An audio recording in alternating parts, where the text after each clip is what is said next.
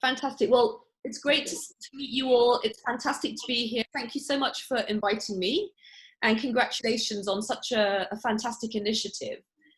As Pankuri said, I actually got involved in education about 24 years ago when my own children were very little. And at the time, it was very much a case of trying to add value to basic education systems in Hong Kong, to the local education system in Hong Kong. And I did that through creative arts mainly, because I felt that I wanted my kids to have a more all-round education. And I also felt that, you know, if I feel like this is a mum, I can't be the only one, that there must be other parents like this. But obviously this is 1996, it's a while ago. And then over the years, obviously a lot of parents did agree with that philosophy and have continued to agree with the philosophy. We now have creative art, we have English language learning, we have a production company, and then about 6 years ago, I opened a kindergarten as well, which sort of combines a lot of these creative learning concepts. So I've been doing this for a long time. I've worked across different formats within education, all ages, literally from 0 to 25, because our production company works with teenagers and young adults. So I've been through lots of ups and downs over the years. This current pandemic, COVID-19, has been very difficult, but I had also been through SARS in 2003.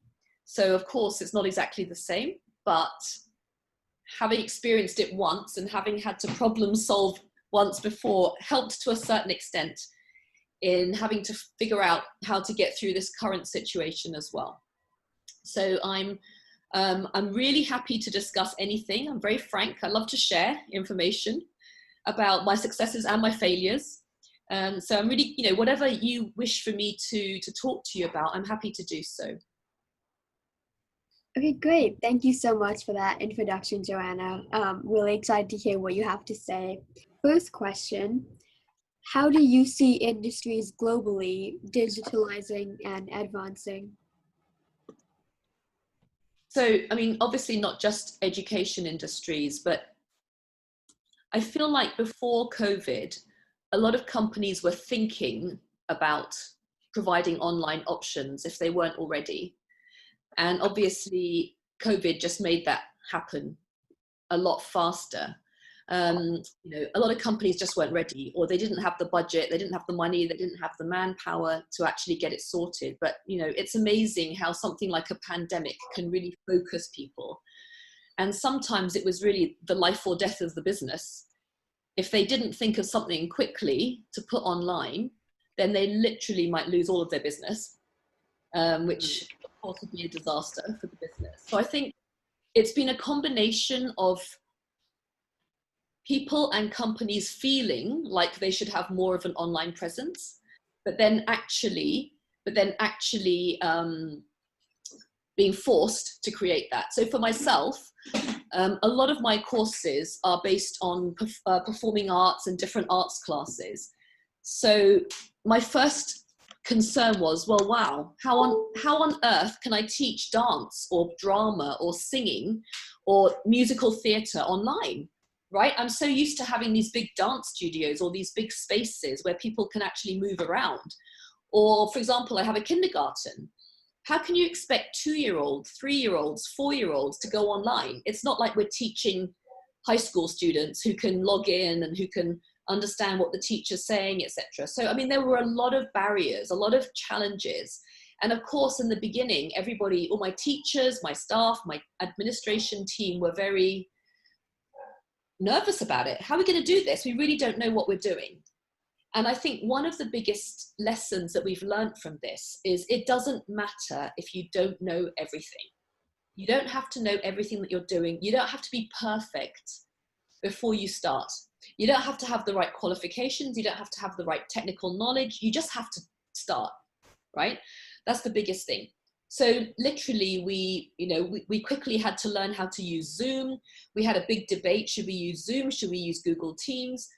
We actually use Microsoft Teams at work. So, you know, we thought, okay, well, let's try and use Microsoft Teams, but every single software has its own issues as well. And then of course you have to try and educate well, we had to educate our parents. So obviously for the young children, you know, they can't do anything by themselves. They need help from their parent, who may not be very technologically savvy, etc. So anyway, I mean, the reason I'm telling you this is because it feels like there are so many problems in the beginning. But the way that I always tackle it is I just break all the problems down. And I go, okay, in my head, I've got all of these crazy problems. I just don't even know where to start. The easiest way to start is to just break each one down. And then you tackle each one. And you'll find that if you solve one, you can then solve another one, you can solve another one, and then you actually get better at solving each of the problems as you move forward. It sounds very common sense, but actually it's worth remembering that and avoiding that completely overwhelmed feeling. So for example, for the kindergarten children, we realized that it's practically impossible to do this, what I'm doing with you now, right? They don't know how to mute, so they don't know how to listen properly online. It's very confusing for them. It's hard for them to follow the instructions of the teacher when they're so little. So we decided with them, we will create videos first. So what we did was we decided we're not going to be live with the young children. We're actually going to make videos. So we took our curriculum and we got our teachers, who were all very, very shy. You know, not all kindergarten teachers are not performing arts teachers, right? So some of our kindergarten teachers were like, oh, I don't know how to do it. No, I don't know how to do this on video. So it was about encouraging them. Well, you do it every day in class. If you can do it in class, in real life, you can definitely do it on video. So, you know, the first few videos were a bit awkward and people were like, oh, I don't know what I'm doing. But then they got used to it. And the more they did it, the more they practiced, the better they got. So then we started to create a whole library of short videos. And also, as you know, young children don't have a very long attention span. So we decided each video will just be 10 minutes or 15 minutes maximum. So we just created these videos. And then as we became more confident, we started realizing, oh, wow, Zoom has these backgrounds. Oh, we can do all these cool things. We can actually do a lot more than we thought at the beginning. And we can do a lot more at the beginning. So it was completely fine, and we got better and better, and our videos became more and more sophisticated. So now when I look back to the beginning and I see the original videos, they're pretty basic. But now we've progressed all of that way, and now we can actually put on some pretty cool videos for the kids. That's just an example of how we literally have had to brainstorm it and problem solve it and make it up as we've gone along. And, you know, I think a lot of companies have done that, even big companies. Yeah, definitely. That's a really good point. Okay, so tell us about your journey to start Kids Gallery. Like, what inspired you to be such a change maker and start something that was quite unconventional at the time? Well, I mean, I basically started Kids Gallery in 1996, so it's a long time ago. Some of you weren't even born yet from your introductions. At that time, the education system in Hong Kong was still very prescriptive. So by that, I mean, basically the curriculum was quite dry. The teacher would just deliver the curriculum. The students would just listen and memorize. And then, you know, as you got older, you would just regurgitate and take exams. That was basically the structure of school in Hong Kong. So not particularly inspiring. Right. And my own children were in a local kindergarten, and they, you know, basically what happened, the trigger was my older daughter, she was 4, and they had art class, and the teacher said, right, I want everyone to draw an elephant. So she drew an elephant and she painted it orange. And her teacher said, well, that's a fail. And she was like, you know, I'm 4, why is that a fail? And the teacher said, well, because everybody knows that elephants can only be grey. And she was like, but I want an orange elephant. And her teacher wasn't agreeing with her. So she came home, and I saw her little report card that they used to get every week from kindergarten. And it said she had like instead of a tick next to art, she had a cross. And I said, where'd you get a cross for art? And she said, because I wasn't allowed to paint my elephant orange. So obviously, you know, thinking about it now, I still can't believe that at that young age, a teacher would be so prescriptive. and not allow a child to show their own creativity. Right. But I took that as a sign that I could really maybe create something more creative, more inquiry based for the children, so that it's not just the teacher dictating to the children, but that the children have some say. The children have the ability and the opportunity to actually speak up and have some of their own ideas. That's really how it all started. That's great. That's so inspiring. And yeah, I think even today, some schools are still quite prescriptive and stuck to tradition. So Kids Gallery seems like an amazing way to combat that. So what happened to Kids Gallery when COVID-19 struck? I know you mentioned this briefly, but how were you guys forced to move online? Like, was it a smooth transition? Or how exactly did it work? So I have different kinds of learning centres and schools, different campuses. So depending on the structure of the school or the campus, I had to follow different rules and regulations. So for example, my kindergarten, which is ruled by Education Bureau in Hong Kong, Education Bureau basically was like, all schools are closed down. Nothing, there's no debate, closed down. So literally we had to close the school and all the kids had to stay at home. Some of my other centres, it was more flexible and it was up to us to decide what we want to do. So, you know, there's a lot of backwards and forwards because of course the last thing we want is for anyone to come to our centres and get sick. Right. So we want to protect the kids, we want to protect the parents and the caregivers who are bringing them to the centre, and we also want to protect our own staff, our teachers and our administrative staff. So every single day we would sort of watch what was happening and see, you know, should we stay open? Should we close? If we close, how long should we close for? No idea. So it was a day-by-day decision-making process. And eventually we decided to close when the cases of COVID started really going up in Hong Kong, which was sort of beginning to mid-March. And so actually, sorry, it's end of February. We closed at the end of February when people were starting to get nervous and, you know, the cases looked as though they were going up. We closed for 10 days and then the cases looked as though they were coming down again. So we were like, well, great, let's try and open again, because as well as the health and safety aspects, of course, we are also, you know, we have lots of bills to pay. Yeah. I didn't want to fire all my staff because I couldn't afford to pay them. I still have rent to pay on lots of different premises. So there was always this struggle to like maintain paying people, paying rent, paying expenses, but literally at that point with no income at all. Nobody was paying to come to classes at that point. So we tried to open again for a couple of weeks, and then we had that spike in cases. I don't know if you remember, but towards the end of March, everyone started rushing back to Hong Kong because the government announced that they were going to impose the 2 weeks quarantine. So there was this big spike in new cases coming into Hong Kong. So at that point we were like, well, this is actually risky and we do not want to be putting anyone at risk. So we closed again for about 3 weeks, pretty much through until about the middle of April. So again, we came back to this time where it was very worrying. We didn't know what to do. And it was really the March time where we started thinking, okay, we cannot just sit back and do nothing. We absolutely have to do something to survive, because if we do nothing and we just keep having to pay out and not earn any money, it's over. It's over for the company and therefore it's over for all the employees. So that's what really it forced us to do it. And you know, when you're forced to do something, it's amazing how you can do it. It really focuses the mind when you're really stuck and you really know that if we don't do this, it could be the end of the business. And some of you talking about, you know, I know we'll come to this later, but some of you are talking about your plans for the future. You're not quite sure what you want to do. It's quite a different world now after COVID than it was before.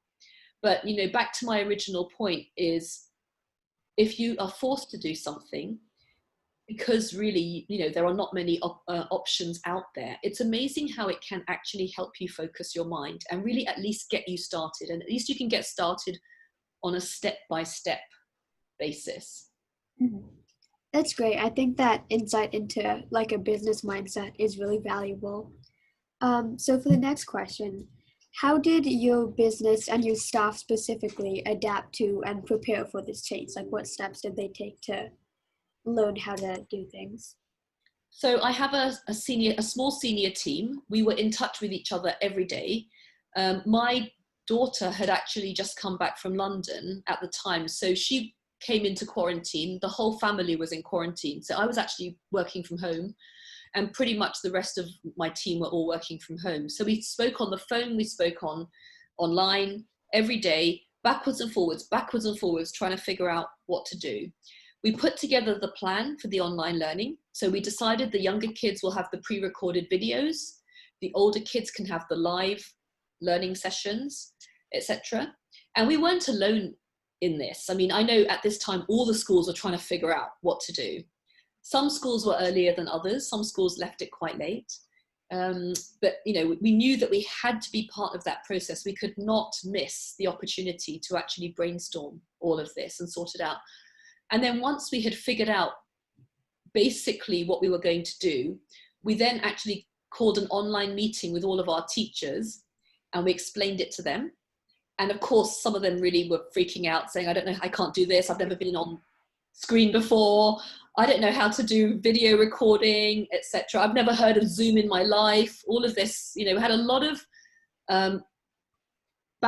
sort of debate, backwards and forwards, but it required a lot of encouragement, a lot of support to people. And everyone realized we're all in a team, we're all in this together. We just have to figure this out together. And like I said before, it doesn't matter if we're not perfect. It doesn't matter. Let's just start. Let's just make a start, and we will get better through practice. And that's really what we did. That's what we did. Great. So what do you think that the future of education will look like? Like, what skill set will future educators need for this environment?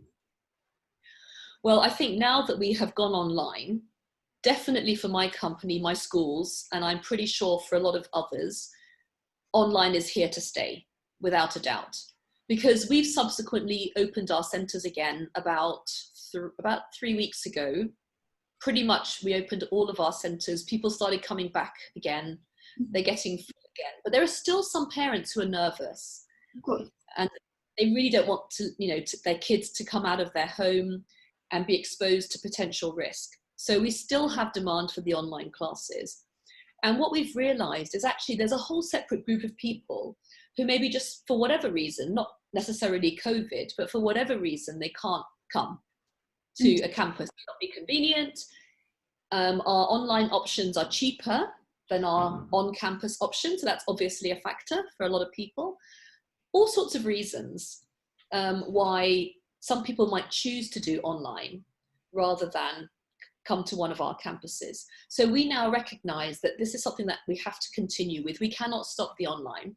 So now that we've got some experience, we're also looking at investing more in it and actually creating a better platform where it's not just us, you know, sort of filling in a gap here.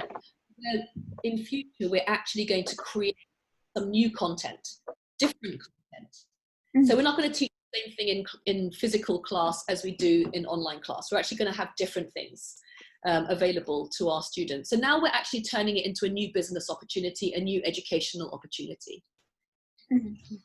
That's great. So finally, about mentorship and courses, could you suggest online or local courses that your staff may have taken? I know you said it was mainly through practice and through getting used to it, but was there anything specifically you took to learn how to use Zoom, or anything you drew inspiration from that our participants could benefit from? Sure. I think there's a few answers to this. So if you don't mind, I'll just sort of go through a couple of things. Yeah, the first thing is, because some of you have talked about you want to go back into, you actually want to go into education. Some of you actually spoke about wanting to, you know, teach in Hong Kong, for example. Some of you have just graduated from uni and are now thinking about possible career paths. Some of you have an idea in mind of exactly what you want to do. Some of you aren't quite sure yet, etc. So there's different levels here. If I just stick with the online one first, anyone literally can teach online. Okay, I mean, you know, you can put yourself out there. Yes, of course, I know you need to do marketing and all of these sorts of things, but nowadays it's easy to just start anything, right? You can get the free version of Zoom. You can get all sorts of other types of software for free. Yes, they have their limitations, but it's available. You don't need money to be able to do this, right? You just need a bit of determination and a bit of research. There are hundreds of YouTube videos free that teach you things. And, you know, frankly, most of them are pretty good. So, and a lot of the software that's downloaded nowadays is quite intuitive, figure out quite easily how to use it. I'm not a tech person really at all. You know, I've had to really pick up speed and learn and not be scared of tech because of COVID, because of where we are now. But actually, if you just apply yourself and you just keep practicing, keep playing with it, you know, you don't have to make it into like a big deal. Don't build a barrier like, oh my gosh, this is tech and I'm really bad at tech, or don't build barriers for yourself. Yeah, just have a look at it, play with it, go online, check this out, check that out, see if you can find a fun YouTube video. The more you do of that in your spare time, the more you will realize, oh wow, okay, oh yeah, I get the hang of this now, okay, I see. So that's not a very technical answer, but literally that is how we learnt a lot of our information about how to go online. We also watched other people's videos. So for example, if we're teaching a dance class, we literally typed into YouTube, dance class for kids, literally, and we just saw what came up. And of course, you know, YouTube has a whole range of things. Some are amazing and some are really bad. Yeah. So you just get ideas and you find your way and you think, well, that's a great idea. I love the way they did that. Or you can be like, oh, I'm not watching any more of that because that's just terrible, right? So it's nothing scientific about it. It's really just you putting in the time to do that. So that's one aspect. Thank you so much, everyone, for being here. Thank you, Joanna. You know, I learned a lot. I think you've been really helpful to our participants. And thank you to all participants who asked questions.